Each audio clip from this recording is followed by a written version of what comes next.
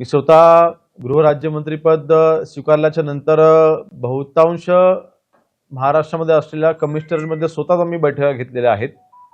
त्या बैठकांमध्ये देखील ज्या सूचना मी केल्या होत्या, महिलांच्या वरती जे अत्याचार होत आहेत त्यासाठी पोलिसांनी जिथे कडक कारवाई करा अशा सूचना मी माझ्या प्रत्येक बैठकामध्ये दिलेल्या आहेत।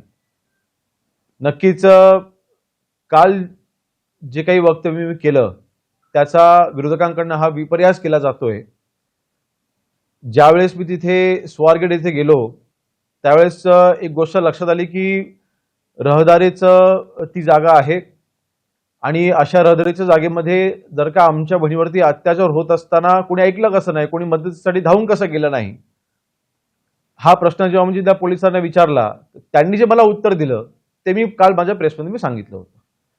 मला वाटतं याचा माझ्या वक्तव्याचा विपर्यास करून ह्याचा राजकारणासाठी वापर जर का विरोधक करत असतील तर मला वाटते अतिशय दुर्दैवी आहे। आमच्या सरकारची पॉलिसी ही महिलांच्या अत्याचाराच्या बाबतीमध्ये ही झिरो टॉलरन्स पॉलिसी आमची आहे आणि जी कायम राहील। किंबहुना मी काल देखील म्हटलं होतं की जो काही आरोपी, ज्यावेळेला हा आरोपी पकडला जाईल तेव्हा त्याच्यावरती कडक कारवाई झाली पाहिजे अशा पद्धतीच्या आमच्याकडनं तिथे जे काही कायदेशीर बाबी करायच्या त्या केल्या जातील हे माझं कालचं स्टेटमेंट होतं। त्यामुळे आरोपीला वाचवण्याचा प्रश्नच उद्भवत नाही, उलट त्या आरोपीला मुस्काळ त्यांच्या आवडण्यासाठी पोलिसांची यंत्रणा गेली 2 दिवस परिश्रम घेत होती, त्याला यश देखील आलं।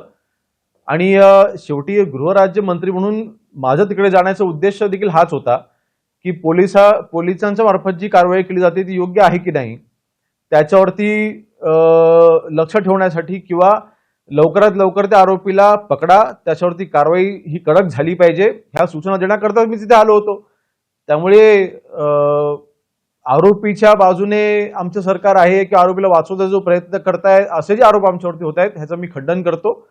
या आरोपीला जास्तीत जास्त कडकात कडक शिक्षा, कठोरात कठोर कारवाई ह्या आरोपीवरती होईल अशा पद्धतीचे आमचे प्रयत्न असतील। बघा, विरोधकांच्या बोलण्याकडे मी जास्त लक्ष देत नाही, मी फक्त एवढंच सांगेन की आता मी माझा उद्देश काय होता मी हे स्पष्ट केलेलं आहे। माझ्या वक्तव्याचा जो विपर्यास केला गेलाय आणि त्याचा राजकारणासाठी वापर होत असेल तर हे दुर्दैवी आहे।